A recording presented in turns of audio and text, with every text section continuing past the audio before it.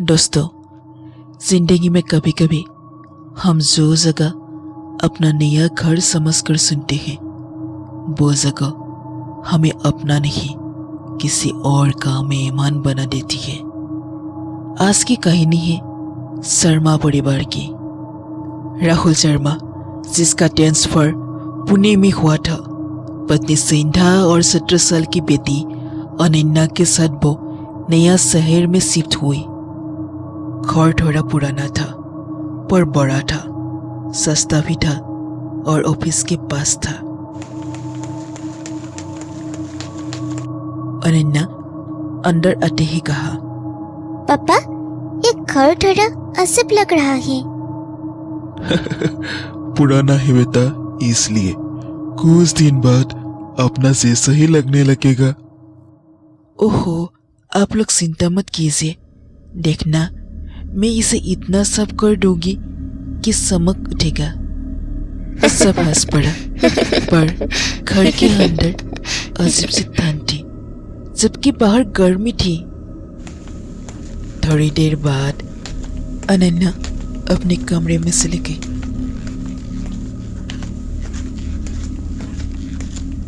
अनन्या अपने कमरे की सफाई करने लगी। कमरा गंदा था, हल्की सी सिलन और अजीब सी गंध। जैसे ही उसने अलमारी हटाई, दीवार पर हल्का हल्का खरोच जैसी निशान। अरे, ये कैसे निशान है? ये तो नाखून की निशान जैसा लग रहा है। अरे, मैं भी ना बहुत ज्यादा सोचती हूँ, शायद फर्नीचर किसा होगा। पर तभी खिड़की के पर्दे धीरे धीरे हिलने लगे। बाहर बिल्कुल भी हवा नहीं थी। अनन्या कुछ सेकंड तक उन्हें ही देखती रही, फिर सच से खिड़की बंद कर दी। अरे, मैं भी ना बेकार में डर रही हूँ। अनन्या खुद से कहा। रात के करीब 12 बज चुके थे। अनन्या गंभीर नींद में थी। तभी उसे लगा जैसे कोई उसके कमरे में धीरे धीरे चल रहा है। उसने आंखें खोली, कमरा खाली। उसने सोचा सपना होगा और वो करवट बदल कर लेट गई। पर तभी उसके बिस्तर के पास रखी कुर्सी खुद ब खुद हिल गई। अब वो पूरी तरह जाग चुकी थी। मम्मी, उसने धीरे से आवाज दी। कोई आवाज नहीं। उसने हिम्मत करके लाइट ऑन की।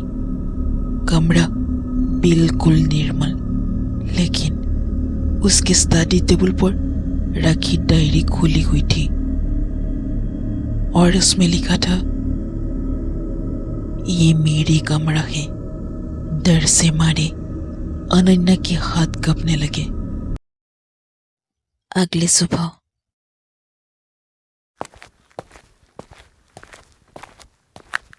अनन्या हॉल में आई। वहां पर राहुल और सेंटा पहले से ही मौजूद थी। अनन्या ने सारी बात बताई। राहुल हंसे। अरे बेटा, तुमने खुद नींद में लिखा होगा। नहीं पापा, मैं तो ऐसे लिखा बात भी नहीं लिखती। नहीं बेटा, डरने की कोई बात नहीं है। नई जगह है, दिमाग डर जाता है। एडजस्ट होने में थोड़ा टाइम लगेगा।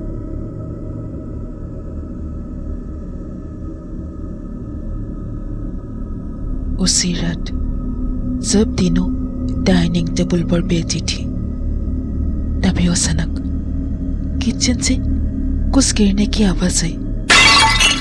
चीजें अपने आप इधर उधर गिरने लगी। लाइट ऑन ऑफ होने लगी। ये सब देखकर राहुल भी डर गया। अरे, ये क्या हो रहा है? चीजें अपने आप कैसे गिर रही है? मैंने कहा था ना पापा, यहाँ पर कुछ तो गलत है।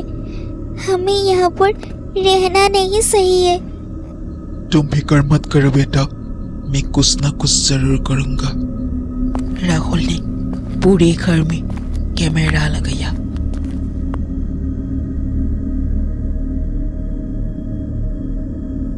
अगले रात अनन्या के कमरे का दरवाजा धीरे से खुलता है, लेकिन अंदर कोई दिखाई नहीं देता। फिर डायरी के पन्ने अपने आप पलटते हैं और पेन हवा में उड़कर लिखता है, मुझे मेरा घर वापस चाहिए। अगले सुबह राहुल ने पड़ोस में रहने वाले एक बुजुर्ग आंटी से बात की।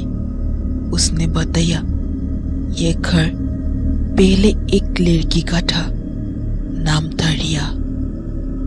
वो यहाँ अपने माता पिता के साथ रहती थी, बहुत चुपचाप रहती थी। एक दिन अचानक गायब हो गई। लोग कहते हैं वो कहीं नहीं गई थी। आंटी ने घर की तरफ देखा और कहा वो यही रहती थी। उसी रात अनन्या को सपने में एक लड़की दिखा, सफेद ड्रेस में, उदास चेहरा। मैंने किसी को नुकसान नहीं पहुंचाया, पर यह घर मेरा था, मुझे यहाँ से हटाया गया। अनन्या ने पूछा, तुम हमें क्यों डरा रही हो? क्योंकि ये घर मेरी कहानी सुनना नहीं चाहता। अगले दिन शर्मा परिवार ने घर छोड़ दिया था।